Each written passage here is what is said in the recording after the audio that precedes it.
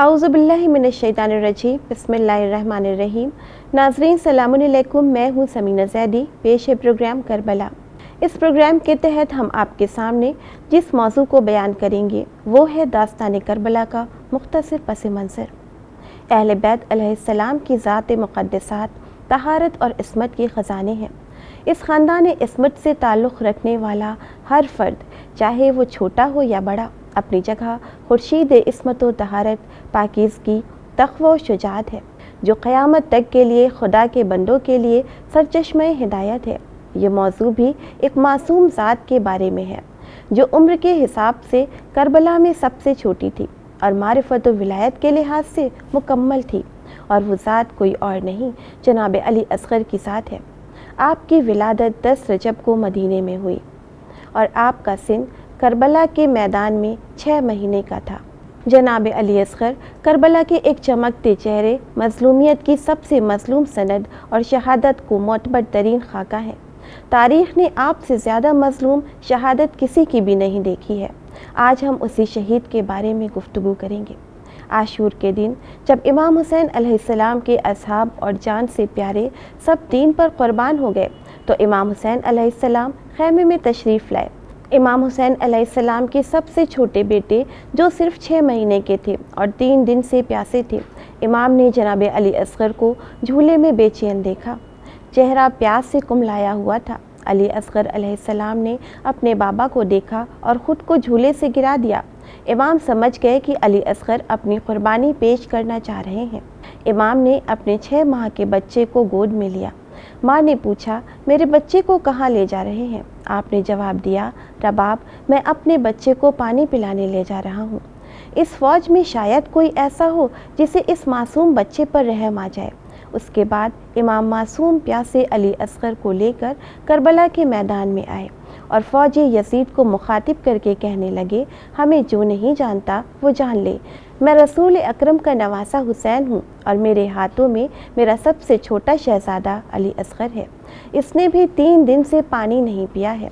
अली असग़र अलैहिस्सलाम अपने बाबा के हाथों पर अरब के तपते हुए रेगिस्तान में धूप की शिद्दत से बेचैन होकर सूखी हुई ज़बान अपने होठों पर फेर रहे थे। एक बार के लिए दुश्मन फ़ौज ने समझा कि इमाम हुसैन अलैहिस्सलाम अपने हाथों पर कुरान लेकर आए हैं और अपनी जान को बचाने की अमान मांगेंगे।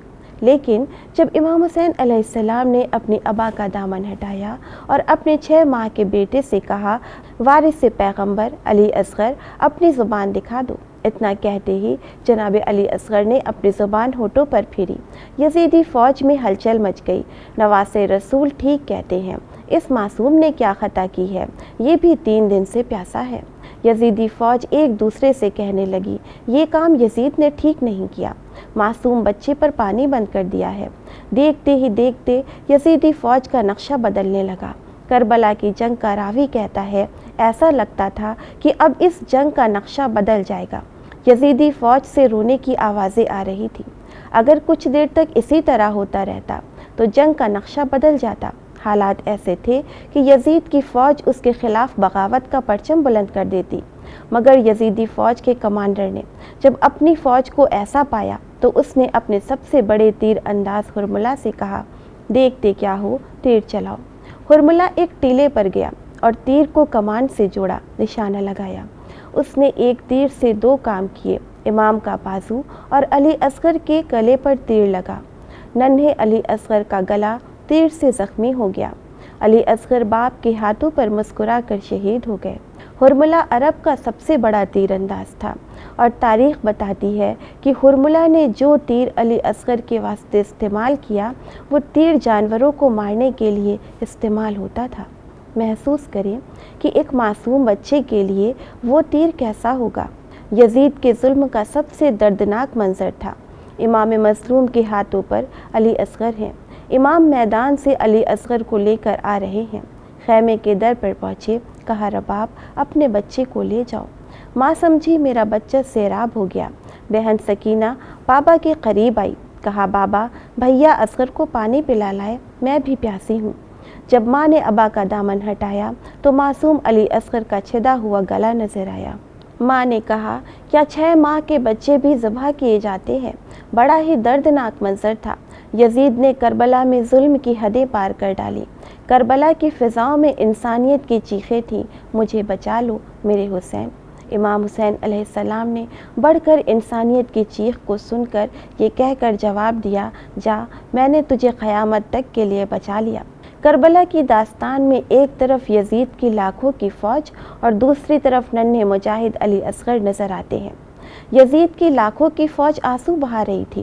یہ کٹر سنگ دل کسی وقت بھی نہیں پگھلے، لیکن حضرت علی اصغر علیہ السلام کی پیاس نے انہیں رلا دیا، اور اس طرح یزید ایک معصوم علی اصغر سے جنگ ہار گیا۔ کربلا میں ہر منظر دردناک ہے، لیکن ایک معصوم پر پانی بند کرنا اور اسے شہید کرنا انسانیت کو داغدار کرتا ہے۔ یزید انسانیت کا دشمن تھا۔ تاریخ میں اتنے کم سن پر ایسا ظلم کبھی بھی نہیں ہوا۔ یہ ظلم اس بات کا ثبوت ہے کہ اسلام کس مقام پر تھا۔ اسلام مٹ چکا ہوتا اگر امام مظلوم نے اسے نہ بچایا ہوتا۔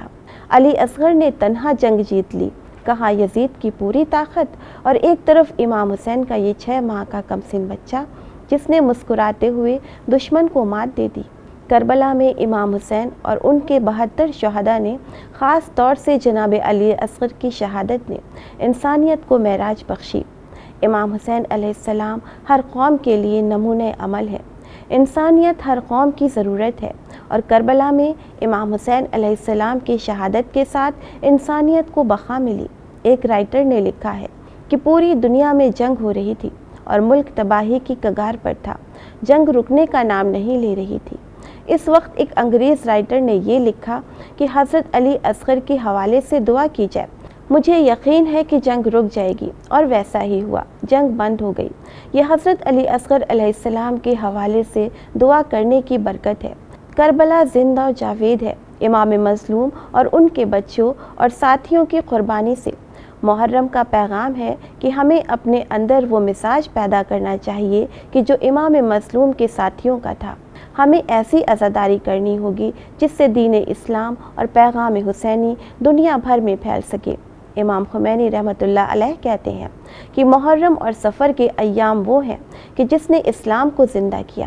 عزاداری میں وہ طاقت ہے کہ جو حرمت رسول اور حرمت دین کو پامال کرنے والی طاغوتی اور یزیدی طاقتوں کو ہمیشہ کے لیے تاریخ کے قبرستان میں دفن کر سکتی ہے۔ ظلم کے خلاف آواز بلند کرتے رہنا اور شہیدان کربلا کے پیغام کو آگے بڑھانا ہی ہمارا مشن ہونا چاہیے۔ اسی پیغام کے ساتھ ہمارا پروگرام ختم ہوتا ہے۔ اجازت دیجیے، انشاءاللہ پھر ملیں گے، تب تک کے لیے خدا حافظ۔